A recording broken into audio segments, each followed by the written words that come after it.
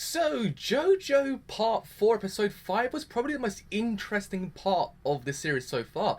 I think the most important part, the most interesting part, was really finding out how much Dio is actually left in his world, how much his legacy still lives on, how much is actually impacting this world that everyone's living in, how much actually he's doing stuff by not being there, but still he's impacting this world. It's actually kind of interesting, I must say. I was actually kind of like, wow, like you're dead, but you're still living on in a way. You're still, legacy still lives on. You're still destroying people's lives by not being there. I was kind of like, that's pretty freaking interesting. Granted, we actually find out really who Keicho's dad is, because we actually kind of have this like kind of idea that Keicho has a dad, but we actually don't really know much about anything else. We don't really know anything about him. We only know he's there. We don't know much about him. So what happens is, at the end of the aftermath, basically Koichi's all like, look, you saved me, but I can't live on this world knowing that that bow and arrow is still there.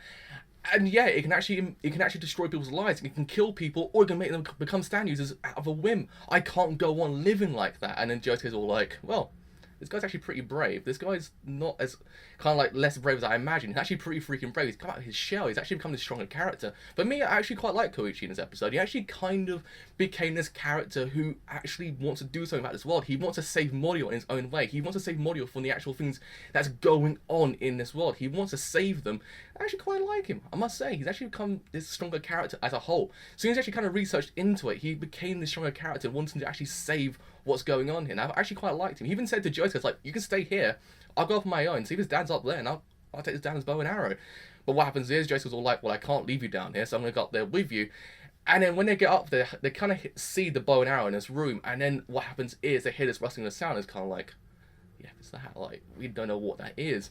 But then Josuke's all like, okay, look, you get down the door, and I'll run as fast as I can, get the bow and arrow and destroy it. And that's basically what they do. But someone actually grabs Koichi's leg. And then you actually find out, because Keicho's actually not dead. Keicho's actually not dead. He's still alive. When he walks in after what's happened, like he walks in after we've all seen what this like mutant actually is, and goes, that's my dad. Like, he needs this bow and arrow. We need to find someone who can save my dad. So you think to yourself, oh, so Keicho's true like intentions are to actually find a stand and actually save his dad. But no. What happens is, he wants to find a stand worthy enough to, or find a stand entirely, to actually kill his dad, because he actually can't die in a way, like, in a sense, he's actually tried to do everything in his power to kill his dad, in a sense, he really can't die, he's kind of immortal. The blood, I guess the, like, kind of flesh buds have made him immortal in a way that he actually can't die. I was kind of like,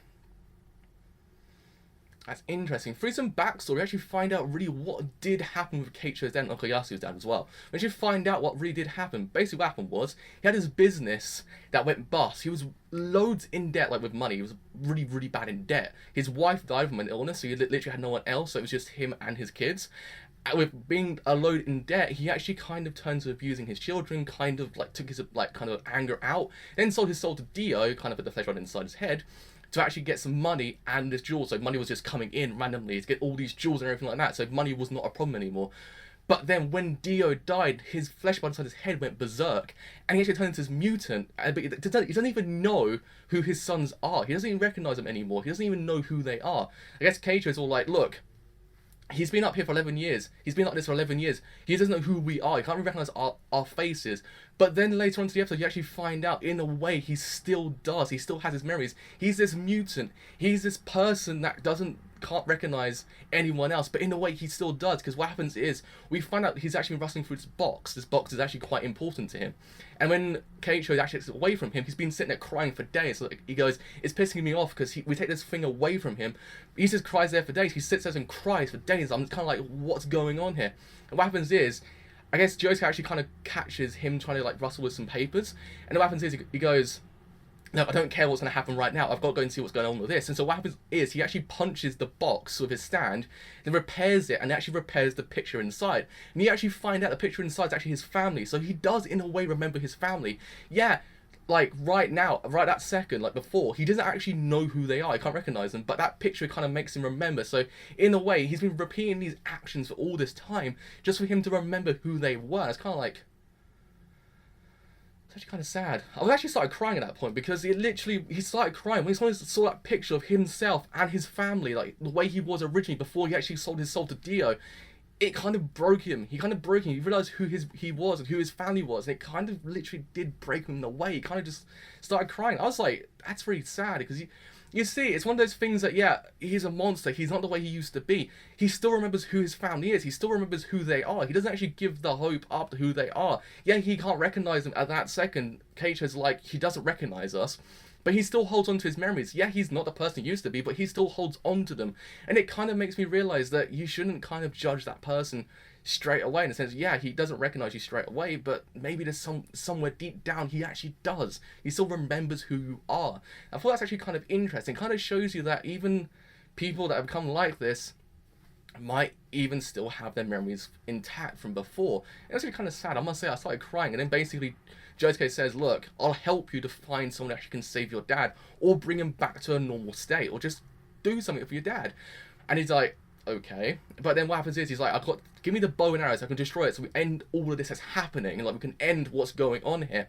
And then he's all like, no, I don't want to do that. And then basically Okuyasu walks in and goes, brother, let's end this now. And then he's like, the way he acts towards Okuyasu really pissed me off. He goes, I denounce you as my brother now. He's like, I can't feel any remorse for killing you because you're not even my brother. I was like, Jesus freaking Christ on a bicycle. I was like, douchebag. I was like, really? I was like, that's horrible. You just completely denounced your brother. Like, and then even when he's getting taken away by Chili Peppers, or Red Hot Chili Peppers in this case, because the actual stand's called Red Hot Chili Peppers. Funny enough, I must say, I was actually kind of surprised. I was like, huh. And he gets taken away, goes, you always held me back. I was like, holy freaking Christ. I was like, really? Even at your dying state, you're still like this, Keicho. Really? Douchebag. What happens is, I guess when they're having that spat together, actually Red Hot Chili Peppers walks in, like, or actually his electricity stands, so his power is electricity. So what happens is he actually goes through the outlets and actually goes into that room and basically stabs Keicho in the chest, and basically takes Keicho and the bow and arrow with him. And then Keicho is basically dead. He's fried. The next scene when they got on top of the roof, he's fried. He's gone. He's completely dead. Like, he's non-existent anymore. Like, he's literally gone. And at that point, I guess Okuyasu's all like, well, still got to hold on to that legacy. Like, he even kind of said at that point, he goes, you saw it, didn't you, Josuke? He was protecting me. He was a complete arsehole, but he still protected me. He still wanted to protect me. Even in his last seconds, he protected me. You saw it as well. So you kind of see in an aerial way that maybe there's like two sides to Keicho as well. Keicho is kind of this arsehole, but in a way he actually saved Okuyasu's life to actually live on that legacy, in a sense, basically to save his dad. Like, in a sense, we kind of learn that he actually does want to save his dad, but granted, maybe his kind of morals and the way he goes about everything isn't too great. He doesn't actually go about it in a way that should be like kind of the right way. He did kill a lot of people, like, in a sense he could never go back to an ordinary life, because Okuyasu explains, like, look, even if we save our dad and go back to a normal life, he can't live a normal life. He literally can't. He's done too many things. He's killed too many people to actually find the stand that actually can save our dad. He's killed too many people. He can't live a normal life. So this was his fate. This fate that he's got right now was his fate. And it's kind of like, it's true. He can't go back to a normal life. Literally, he couldn't. He's stuck there the way he is. And then I guess later on I actually find out Okuyasu and Josuke kind of make friends as well. So they're actually now friends. And Okuyasu kind of barges into his house, goes, and actually sees his mum and goes, your mum's pretty hot, isn't she? I was kind of like, see, I like Okuyasu's character. Okuyasu's character is freaking amazing. I love him. He's kind of becoming slowly stronger. Yeah, he's a bit dense here and there, but he's slowly becoming strong as a character. I actually kind of like him. Granted, hopefully later on in the series, we actually kind of get this idea that he actually might come stronger, because now he's living with his dad, so I'm guessing he's carrying a legacy that Keicho started, in a sense, basically to save his dad, or bring him back to a normal state, to save him from the way that he is at the moment. So yeah, I like the last scene with Jotaro and Red Hot Chili Peppers, or the actual user himself. The fact that actually he broke the phone, and then Jotaro just sits down with his cup of coffee and goes, yada yada does it. I was like, that is the greatest reaction to a scene ever. Just he just sits down and just drinks the coffee, like as if nothing happened. I was like, Jotaro, mate, you're freaking damn amazing. But overall, what's gonna happen now? We got the idea that actually Red Hot Chili Peppers stand user actually has the bow and arrow. So I'm not too sure if or not he's gonna carry on doing what I guess Keicho has started, in a sense, basically just completely just ruining people's lives and literally going through the town and just stabbing people with a bow and arrow. We're not too sure, so hopefully we might actually get some more knowledge later on. Granted, the next episode actually focuses on Keiichi, so not too sure what's happened next, but either way, I'm freaking damn interested, because what it started so far, holy freaking Christ, this anime is so freaking amazing. I must say, part 4 has been I must say, like, a little bit going above part 3, I must say. I actually freaking love it. It's great. The characters themselves are great. Jotaro's continuation is so freaking amazing. In fact, actually now Red Hot Chili Peppers all like, well, I won't give you any grief if Josuke doesn't do anything. So I'm not too sure what's going to happen next. But either way, I'm freaking interested. So, with all that said, I have been the driver.